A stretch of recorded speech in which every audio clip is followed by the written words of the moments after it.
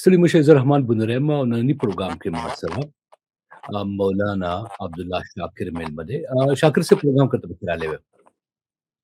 وعلیکم السلام ورحمت الله وبرکاتو. تاسو تم ستړي مشه ويم یو جهان مننه الله عزتمن.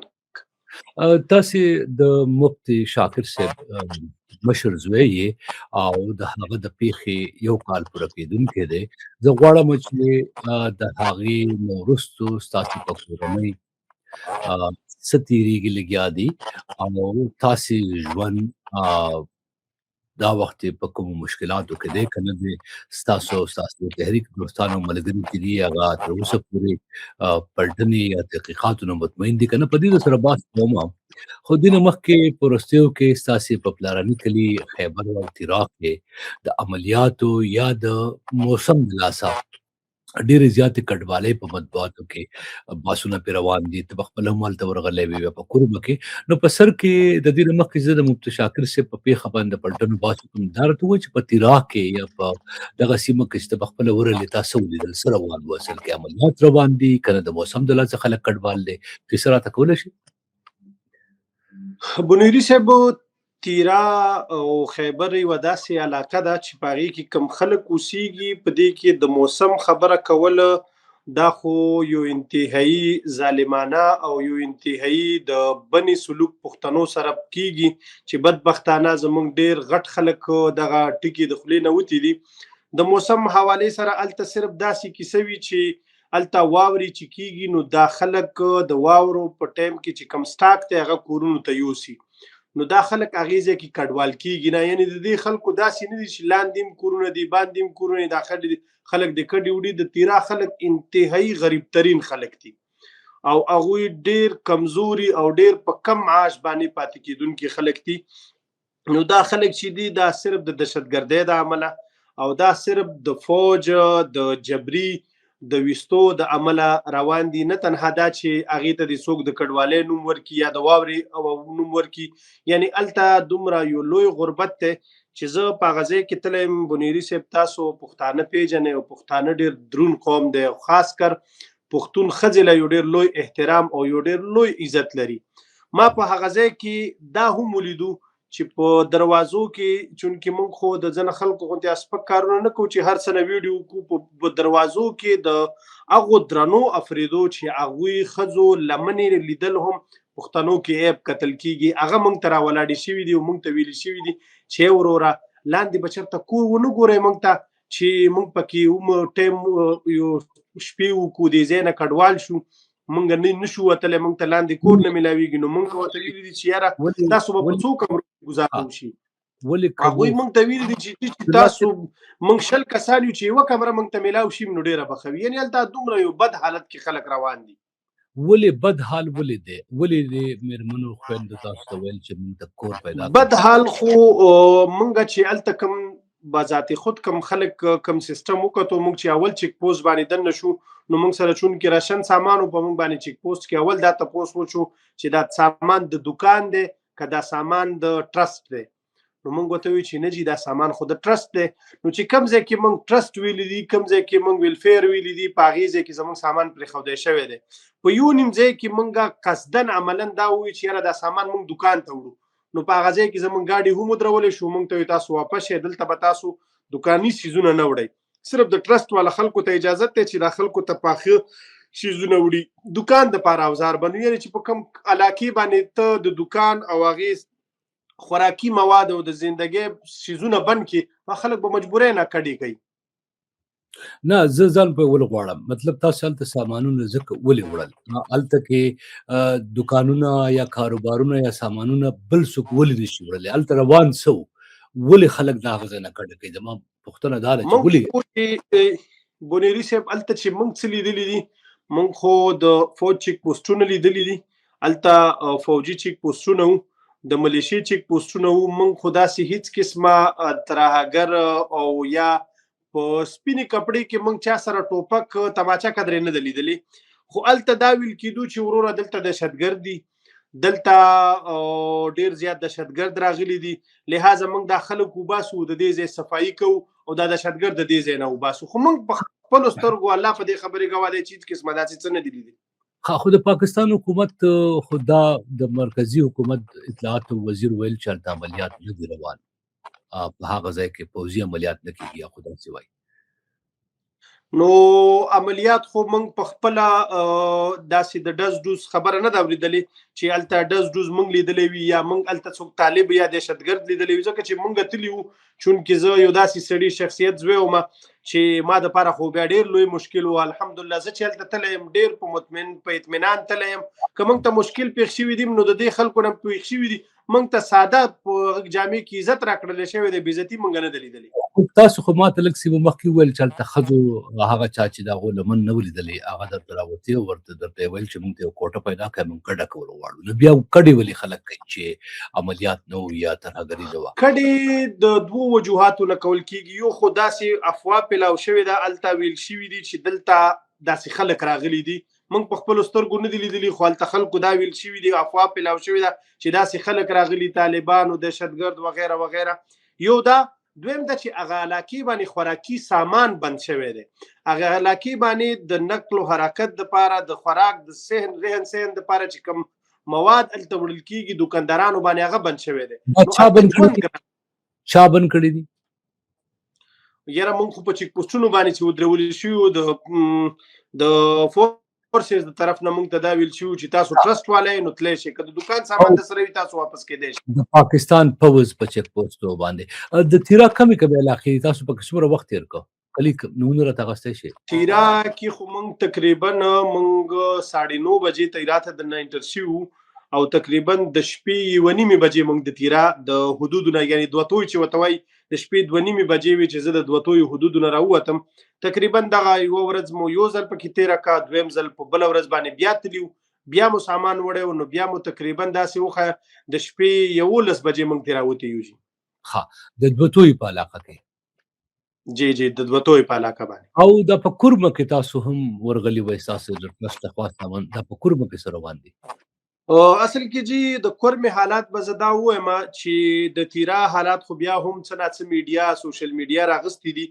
که زه دا ووایم چې په کورمه کې د تیرا نه ډېر بدتر صورتحال دی، شاید چې زه پکې دروغجونه نشم او بلکې که هغه حالات وکتلی شو هغه خلکو څه وکتلی شو نو شاید چې د تیرا نه خلک هغې ته ډېر زیات اوښکې په سترګو کې شي او ډېر لوی په مشکل سره مخ دي.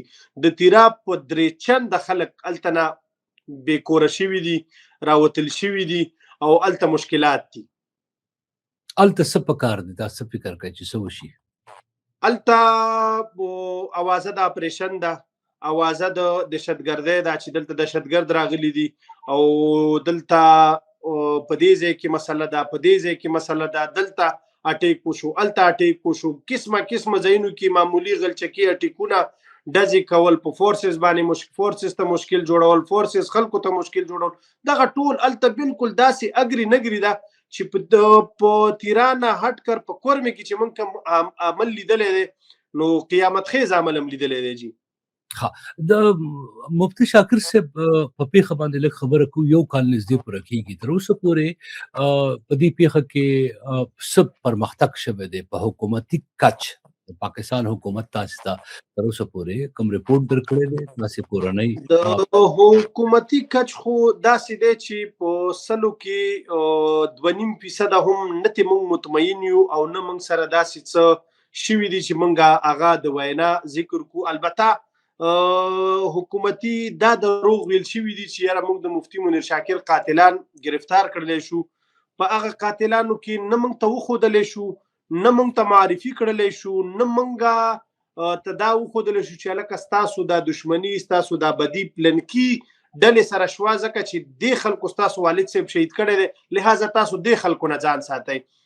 په د والد صاحب د شهادت نه پس موږ د دنیا مشکلات را جوړ شو، خو تر اوسه پورې موږ حکومتي خاص کر زموږ دا اوس چې کوم وزیر اعلی صاحب دی چې دا خلک یې بالکل سر کې سترګې ګڼي چې د هغه تش نوم یو ماشوم والي چې سهیل مرناویجني نو هغه بیا ځان ته راغوښتی وي وزیر اعلی هاوس ته او هغه یې ځان ته رانږدې کړی وي چې یاره تا خو ډېره تورزنه خبره وکړه او موږ باقاعده وزیر اعلی صاحب ته یو 3-4 په ویډیوګانو کې داسې لاس بند کړ سوال ورته کړی چې وزیر اعلی صاحب تاسو خو زموږ والد صاحب ستا د ټول افریدي قوم استاد و، زما والد صاحب خو ستا د کور ښځو ماشومانو ته سبقونه ښودلي دي، مهرباني وکړئ په دې غور وغواړئ. خو نه پوهېږم چې د عمران خان نه علاوه چې هغه هم د راخلاصېدو څه کیسه نه ده، خو صرف یو سیاسي نوم نه علاوه هیڅ څه ته بل څوک نظر نه کوي. نه پوهېږو چې څه وجه ده او دومره غټ خلک ولې ورکل کېږي او زمونږ والد صاحب ولې نظر انداز کول کېږي، په دې نه پوهېږو، نه د خپلو نه د پردو نه. دا د خپلو پردو نه ګیله چې ده، دا زه لږ نور هم په ځان پوهول غواړم. مخکې ما ستاسې ځای په ځای پوسټونه لیدلي دي په ګروپونو کې، څه ګیلې پکې شته دی. خو دا د بل اعلی وزیر سره ولې لیدل غواړي، د هغه نه دې ولې ګیله ده، هغه نه ته څه غواړې، هغه څه وکړي؟ یاره وزیر اعلی صاحب خو چې دا اوس کله دی رالو نو په ډیرو شیزونو باندې د اکشن یې واغستې، ډیر شیزونه د ایکسپوز کولو کوشش وکړو. موږ وی چې وزیر اعلی صاحب سره موږ میلاو شو، یو خو دستې شفقت چې موږ ته وکتلی شي چې یاره موږ اوس په څه حال کې یو. دویم زموږ کیس ولې نه چلیږي. دریم موږ د سره کینو چې موږ خو تپوس نشو کولی، خو چې دی تپوس وکړلی شي چې وروره تاسو پریس کانفرنس وکړو، پریس ریلیز هم وکړو چې د مفتي منیر شاکر صاحب قاتلان موږ گرفتار کړو، دغه قاتلان څوک دي او چې شو، بس فقط دغه دست کرم موږ ته پکار دی. موږ ته د دوی بل هیڅ قسمه څه نه دی پکار، خو دغه هم راته نه کوي. مفتی شاکر صاحب یو عام تن نه و او باید د وس واکمنان چې ته فکر کوي چې هغه د هغه په پلټنو کې او د هغه په کورنۍ باندې سره روان دي، په دې باندې ځان خبرو ساتي. دا د دې پیښې لږ یو ځل بیا داسې خلاصه کوو، په دغه ورځ څه چل شوی و؟ دا یوازې مفتی شاکر صاحب ټارګټ و که نه ستاسې او کورنۍ نور غړي هم ټارګټ و؟ دا تاسې ته اوسه پورې زمونږ تقریبا دغه 2 میاشتې، بلکې که داسې زه ووایم چې 2 نیمې میاشتې کېږي چې مونږ دا سکیورټي انتهایي الرټ کړې وه، سکیورټي م انتهایي سخته کړې وه، ځکه چې دوی به بار بار وی چې تاسو ته تریډز دي، نو بیا به مونږ تلو د دوی دفترو ته، د دوی اعلی افسرانو خواله ورغلي یو، بقاعده د دوی ځایونو کې مونږ درخواستونه ورکړي دي چې وروره مونږ ته تریډز دي، نو مهرباني وکړئ مونږ ته سکیورټي راکړئ. تاسو دا تریټس یعنی تاسو ته ګواښ دی یا خطر دی، دا چا به درته ویل؟ دا د پاکستان داسې یوه اداره نشته چې هغوی موږ ته تریټس راوړي نه وي، هغه موږ سره ریټنلی موجود نه وي، او په هغې ریټن کې والد صاحب تاسو دې ادارو به ویل چې ستاسې پلار ته مفتی شاکر صاحب ته د ژوند خطر دی او احتیاط وکړئ. بیا تاسو کیسه کوله د 2 میاشتو بیا موږ چې دوی خواله ورغلي یو، دوی ته موږ تریټس لیټر یې وروړي چې وروره چې موږ ته تریټس دي، نو مهرباني وکړئ موږ ته لایسنس یې راکړئ. موږ ته لایسنس یې نه راکړول کېدی، موږ ته د وسلې ګرځولو اجازت نه راکړول کېدو، موږ ته قانوني په سترګه باندې یو لایسنس څوک نشي ایشو ښودلی چې دا موږ دوی له ورکړی وي. نه بیا په موږ باندې یعنی موږ ورته بې لاسو کړلي شوي وو، تړل شوي وو، بې وسلې شوي وو، او دغه شان ته بې څوکه شوي وو، هغې نه پس وژل شوي وو. موږ داسې نه یو وژل شوي چې یو سړی راغلی دی او ډایرکټ په موږ باندې عمل شوی دی. زموږ د والد صاحب قاتل چې دی دا یو ډېر دا یو ښکاره کتاب دی. زما والد صاحب باندې چا فتوی لګولي خلک موجود دي، زما والد صاحب ته چا د کفر نظر کړی دی خلک موجود دي، زما والد صاحب ته چا مرتد ویلي هغه خلک موجود دي، زما والد صاحب ته چا غدار ویلي هغه خلک موجود دي، حتی چې هغه خلکو نه تپوس کتم نه دی شوی. دغه فتوی دا بم چې چا راوړلو د ده خو نظر په څه باندې جوړ و، چا ملا جوړ کړی و، چا یو سړي جوړ کړی و، هغه سړو نه دا تپوس ونه کړلی شو چې ستاسو څه کار و چې دې سړي سره تاسو د کفر پورې تللی. دا خو جمهوریت دی، په دې کې عیسایان لګیا دي، سیکان لګیا دي، واحد دا یو سړی دی چې دی د قرآن دعوه کوي، دی قرآن بیانوي، نو تاسو ولې په قرآن والا سړي باندې داسې هغه کوئ؟ نه تنها نه هغوی ته اوس هم پروټوکول ورکول کېږي، بقاعده هغوی اوس هم روزل کېږي، شاباشي ورکول کېږي، او نه تنها چې تپوس ته وکړلی شي. نو ستا د خبرو مطلب خو دا دی چې تاسې یو خاص ډله یا تن باندې دا ولرئ، دا کوم غیر وسله والې ډلې یا ترهګرې ډلې چې دي یا بیا کوم بل چا دا کار نه دی کړی، ستاسو د خبرو خو مطلب دا دی؟ نه خاص چا باندې خو موږ دعوه نه لرو، خاص چا باندې دعوه نه لرو، خو البته یو خاص نظر باندې دا هغه ضرور لرو چې کله یو سړی تا پسې لګیا وي، یوه فرقه تا پسې لګیا وي. زما والد صاحب پسې انتهایي زیات مولیان لګیا وو، د کفر فتوی والد صاحب باندې لګولي، یو نه دی ګڼ شمېر مولیان دي چې هغوی لګولي دي، خو هغوی یعنی مولیانو یا ستا د پلار سره د نظر اختلاف لرونکو چې کوم فتوی لګولې خلک را پارولې دي. ما پوښتنه درنه کړې وه عبدالله چې ته او ستا ورونه په دغه ورځ باندې دا کیسه څنګه شوې وه؟ یوازې مفتي صاحب ټارګېټ و پس دا یو ځل بیا که زموږ یو کال تېر شو لیدونکو اورېدونکو ته وویل چې په دغه ورځ دی څنګه نښه شوی و د سهار غرمه ماښام کې څه وشو؟ دا ټوله قصه که راته لږ مختصر صورت کې کولی شي. دا بنیادي صاحب داسې و چې دا موږ تقریبا 4-5 کسان په دې باندې ټارګېټ وو دې ورځې باندې، ځکه چې موږ تقریبا 2.5 میاشتې مستقل د سره زه، زما کشر ورور عبدالرحمن، زما زوی محمد، زما وړوکی زوی احمد. محمد به د سره د کیمرې سټینډ وړلو، احمد به د سره قرآن مجید وړلو، او حماد چې دی زموږ وړوکی بچی چې دی هغه به د سره مستقل ګوتې نه به یې نیولې وو، نو دا به یې ځان سره جومات ته بوتلو. دی به هر ټایم په دې ټایم باندې جومات ته تللو، چونکې په دغې ورځ باندې دی دلته لاندې چمن کې وو، چمن کې د کار کولو. نو حماد چې دی هغه لاسونه څښا شو، نو ما سپېډه ورکړه، ما ورته ویل چې ځان دې څښا کړلو، ته اوس درس ته روانې. نو هغه ډایرکټ منډه که زما پلار ته، نو زما پلار کپړې څښا کړي، نو هغه ځان نه هغه ټایم نه مخکې وختو، نو حماد ته یې لاسونه صفا کړلو، خپلې کپړې صفا کړې. نو حماد یې کور ته ولېږلو چې یاره تاسو دی صفا کې د ځان څخه کړلو. نو دې ټایم کې زموږ په خیال باندې د دا سوچ کړی چې زه اوس ایسارېږم، ټایم ته ایسارېږم. نو حماد راځي، نو دلته 2 میلمانه ناست وو، دا کوم 2 ګنمینان چې خوږ شوي دي دا 2 میلمانه وو، یو ورسره ګنمین وو، دا نور 2 کسان چې وو دا میلمانه وو. دوی ته ویلي چې راځئ جومات ته ځو، د خپل ټایم نه مخکې حماد راوځي. نو دې ورځې زه هم د خپل ټایم نه، چونکې ما خو موږ چې کله ټایم پوره شو نو موږ به برختو، نو زم پاتې شوم، زما رور هم پاتې شو، زمونږ محمد هم پاتې شو، زمونږ احمد بچی هم پاتې شو. دا 4 کسان پاتې شو، واحد مفتی صاحب لاړل. نو دې ځای کې د کم ځای باندې چې مفتی صاحب دننه کېږي په دې ځای باندې موږ 3 کسان، د کم 3 کسان چې ورسره خوږ شوي دي دا 3 رونه او زوی، دا دلته موږ ورته ګیر چاپېر به ودرېدو او دی به دننه کېدو، نو د زما دا 2 زامن به ورسره یو ځای دننه کېدو. یعنې دا موږ ټولو 5 کسانو ته په یک مش باندې دا سیستم شوی و.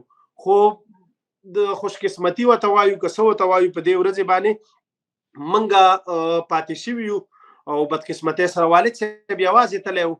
نو په دې ورځې داسې کار وشو. جي ښه، او دا د پیښې نه وروستو بیا تاسې ژوند چې دی اوس تاسې او ستاسو ورونو هغه تاسو اوس خطر محسوسوئ؟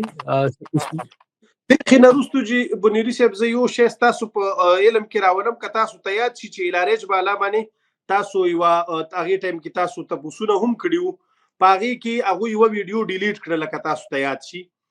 چونکې زموږ والد صاحب تر اوټي پورې بالکل ټیک ټاک و، تر اوټي پورې بالکل ټیک ټاک و. اوټي کې دننه څه وشو بالکل نه وي پوه، ځکه چې تر اوټي پورې زما والد صاحب د ګولو دوایانو نومونه هم اخیستي دي، او د الارچ هسپتال ته موږ بار بار تللي یو چې وروره موږ ته د دننه سی سی ټي وي فوټیج راکړې، دننه څوک تللي وو، دننه څه شوي دي، دننه څنګه په یو 5 منټو کې تر 1.5-2 غنټو پورې الارچ ته موږ چې دی رالو غنټې 1.5 پورې موږ رالو 14 منټ کې موږ الارچ ته جي رسېدلي وو. تاسو ته وایو چې سیکورټي الرټ شوله او موږ دلته سټاف ودرولو، نو هغه دومره غلط بیاني جي کوله چې سټاف ودې ګوري که کیمرې هلته چېرته هم څوک مسلمانان رالو، د مسلمانانو حکومت رالو، دا وخت به راځي کیمرې دې وګوري موږ د هډوکي ډاکټر چغې والي هډوکي ډاکټر نه و. دا کم د خپې تصویر چې د مفتي صاحب لیږل شوی دی دا په ګروپ کې شیر شوی دی، هډوکي ډاکټر او جماعت ته ناست و، هغه په ګروپ کې دا شی لیدو او هغه ځای نه یې ورته هغه ورکولو. سیکورټي بالکل الرټ نه وه. موږ دا چې کوم بینچونه دي دا موږ په خپله راغستي دي، زخمیان موږ په خپله وړي دي، هلته ډاکټران نه وو، صرف لاندې هغه چې کوم نرسان چې وو هغه وو، غټ ډاکټران نه وو، د وینې والا ډاکټران نه وو، د انستیزیا ډاکټر په هغه ټایم کې نه وو. یعنې دوی وایي چې موږ سټاف الرټ کو، بالکل الرټ نه وو. حتی چې موږ د څوک هغه ویډیو موږ ته څوک وښایي چې موږ وایو چې دا موږ چغې ولې وهو، موږ باقاعده چغې وهو چې دا هډوکي ډاکټر ولې نشته، پلانکې ډاکټر ولې نشته. بیا تر اپریشن اوټي پورې زما والد صاحب ورته وایي چې ما لو پلیټ پلس دا ګولیانې خوړلې دي، مهرباني وکړئ تاسو وینه بند کړئ. خو د هغې باوجود زما والد صاحب اوټي ته دننه کېږي، میکسیمم 5 منټ کې دننه ماته کس را دننه راوځي او ماته تسلي راکوي. زه پوهېږم چې زما والد صاحب شهید شو. څنګه په 5 منټ کې یو سړی چې هغه دومره قوي سړی دی چې هغه دومره زیات نه دی خوږ، د یوې خپې بم نه چې د جی زما د والد صاحب ګړی ما سره موجود ده، که وخت رالو زه به یې وښیم، د هغې ګړی شیشه نه ده ماته، دومره غټ سړی چې د هغه ګړی شیشه نه ده ماته، نوم نه لاندې هغه ته زخمونه دي، نوم نه بار هغه ته زخمونه نشته، ته ورته فول انستیزیا ولې ډاکټر صاحب ورکړې؟ ته د نوم نه لاندې انستیزیا دته ولې نه ورکړې؟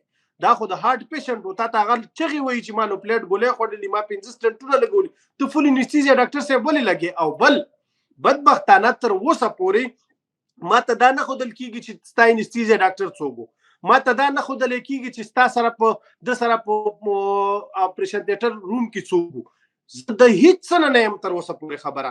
او بدبختانه زه تر اوسه پورې د والد صاحب د انویسټیګیشن افسر نه په دې نه یم پوه چې زما فایل تا څنګه کلوز کو او څه دې وکړو، دې هیڅ نه یم خبر. تاسو په خپلو خبرو په دې باندې زه نورې پوښتنې ځکه نه کوم چې ټول اورېدونکي لیدونکي به پوهېږي چې تاسو څه ویل غواړئ او ستاسو د پلار سره په روغتون کې د اپریشن یا د عملیاتو په وخت چې کوم تاسو فکر کوئ څه شوي دي، نو ځکه زه پرې نورې پوښتنې نه کوم. خو تاسو په وختي چې کوم یو خبره کولو کې پردیو ترڅنګ د خپلو نه هم ګیلې دي، دوی زه نه شم پوه د خپلو نه ګیلې اشاره چاته ده او څه ګیلې دي. ما نن قرآن راوړی دی او دا د الله کتاب دی، دا د الله کتاب دی. ما دا برکه چې دا به تاسو جي یعنی دا ډېر خواهش زما و چې د بونیري صاحب سره مرکه وشي او زه دغه سوال د خپلو نه په دې کې وکړم چې ما نن د قرآن راوړی او یو کال وشو چې بعضې خلکو ته یو کال کېږي وایسونه را سره موجود دي، د یوې خبرې ثبوت را سره موجود دی او زه په چا الزام نه لګوم، والله بالله ثم تالله زما د رب په دې کلام قسم چې زه په چا الزام نه لګوم چې مهرباني وکړئ. زما د والد صاحب د شهادت په 2مې ورځې ما ته یو سړي ټلیفون کړی و او ما ته یې ویلي و چې ستا د والد صاحب په شهادت کې ریمونډ پلنکي سړي سره و، ریمونډ کنټرول پلنکي سړي سره و، د هغې 2 کسانو نومونه چې دي اما په دې لاس لیکلي و، هغه د لاس تصویر ما سره شته او بیا د هغه مشرانو کسانو ته ما بار بار میسیجونه کړي، بار بار میسیجونه مې کړي چې ووروره د پلانکي ته ووایئ چې مهرباني وکړئ د قوم ته دا 2 نومونه ولې نه ښایي، ما ته ولې نه ښایي چې دا 2 کسان څوک وو او تا ته د مفتي صاحب د شهادت په 2مې ورځ څنګه پته ولګېدله چې دا ریمونډ پلانکي سړي سره و او ته موږ ته او قوم ته ولې نه ښایي. هغه سړي ته هغه خلکو ته دغه سوال کوو چې هغه ثبوتونه ټول را سره دي. یو میسیج مې یعنې بونیري صاحب سره چې زما یو څه خبره تېره شوي و زه ورته ووایم چې داسې د هغه خبره څه وشو، نو که نه وي تېرې شوي بونیري صاحب به واپس ورپسې میسیج څه کړی وي، ما ته به وایي چې وروره څه غول خورې، دا خبره خو زما او ستا ترمنځ نه ده شوې، ته دا خبره ولیکې. خو که نه بونیري صاحب ته ما میسیج کړی وي او هغه میسیج پسې هغه نور جواب کړی وي او د دې خبرې جواب یې نه وي کړی، مطلب دا چې بونیري صاحب دا خبره پټول غواړي، دباول غواړي، نو دغه قرآن ورته واسطه کومه. زه څوک بدنامول څوک ټارګېټ کول نه غواړم، خو زما پلار تاسو ته والله چې تاسو باندې ډېر په اخلاص ولاړ و، ډېر په اخلاص یې در باندې خپلې وینې ورکړې، خپلې تن غوښې د لاغه کړې، د هغه ګڼ کور او دا ګڼ بچي او دغه بچي چې بې څوکه بې سهاره پرېښودو، دا قومه تاسو ته او مشرانو ستاسو په سر هغه غیرت کړی و. نن تاسو ته د هغه قاتلان ریمونډ والا معلوم دي، تاسو ما ته په ټلیفون ویلي دي چې ریمونډ پلانکي سړی، تاسو یې قوم ته ولې نه ښایې، تاسو د قوم سره ولې غداري کوئ، تاسو د قوم ته دا نومونه ولې نه ښایې.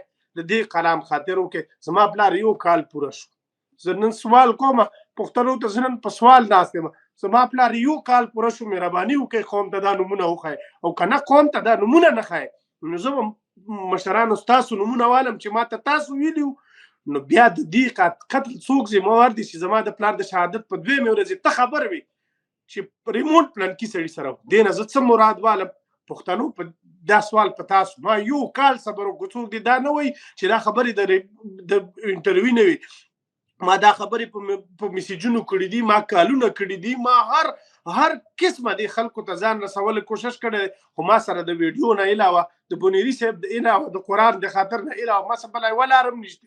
مهرباني وکړئ قوم ته دا خلک وښایئ او مهرباني وکړئ زما والد صاحب چې کوم نظر انداز کوئ زما والد صاحب سره چې کوم د بني سلوک شروع دی، زما والد صاحب تصویران چې کومو ځایونو ته نه راوړئ، باقاعده پابندیانې پرې لګوئ. زما والد صاحب نوم باندې چې څه قسمه تاسو نظر انداز کوئ، کم سپکوئ، مذهبي سړي ته چې تاسو کم سپک نظر لرئ، والله پښتانه به در باندې اخر هم پوهېږي، والله پښتانه به اخر هم د خپل اخ شهید تپوس ضرور در باندې کوي چې هغه خپل دا ګڼ کور د خپل خواږه بچي تاسو دپاره یتیمان کو، او تاسو د هغه بچو سره څه کوئ؟ تاسو د کم د بنو سلوک کوئ، تاسو کم سپک نظیر کوئ. والله بعضې مشران هغه مشران دي چې هغوی سره 24 ګنټې موبایلونه په لاس کې دي. زما د والد صاحب 2 اخترې تېرې شوي او 1 کال تېر شو، او په ټلیفون قدرې زمانه دا تپوس نه کوي چې بچو ستا حال څه دی، په تا څه تېرېږي، ته څه مشکل کې، موږ تا سره خندېدی نه شو، موږ تا ته خندا نه شو درکولی، خو البته ستا په غم کې تا سره جړلی شو. والله ما ته دا هم څوک نه وایي. آیا پښتنو په تاسو څوک قرباني ورکړي؟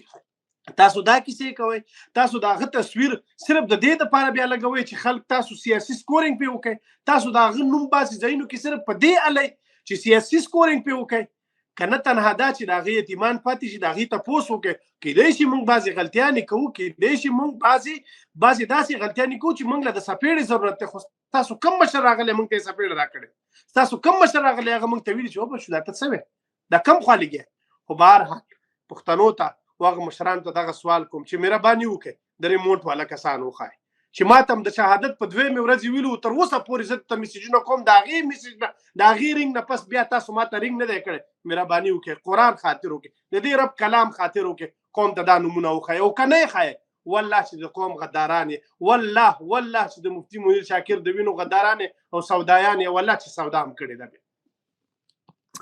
عبدالله شاکر صاحب زه هم ډیره مننه تاسو کوم، شکریا ادا کوم چې موږ ته مو وخت راکړه، او تاسو چې چا نه ګیله لرئ یا چاته مو قرآن نیولی دی، زه فکر کوم هغه به ستاسې په اشاره او ستاسې په خبره پوهېږي. هر انسان د دنیا په هر ګوټ کې چې وي، که په دا قسمه پوهه کې په مشکوکه توګه مرموزه توګه ووژل شي، دولت، ادارې او شخصیتونو ټول ذمهوار وي چې تر څو پورې د هغه عامل یا د هغه کورنۍ د هغه قاتل په هکله پوره کره پلټنې نه وي شوې، معلومات نه وي ورکړل شوي او د هغو تسلي نه وي شوې، هغه پورې هغه دعوه نړیوالو نورم تر مخه په هغې دولت یا په هغې ریاست په هغې ادارو باندې وي.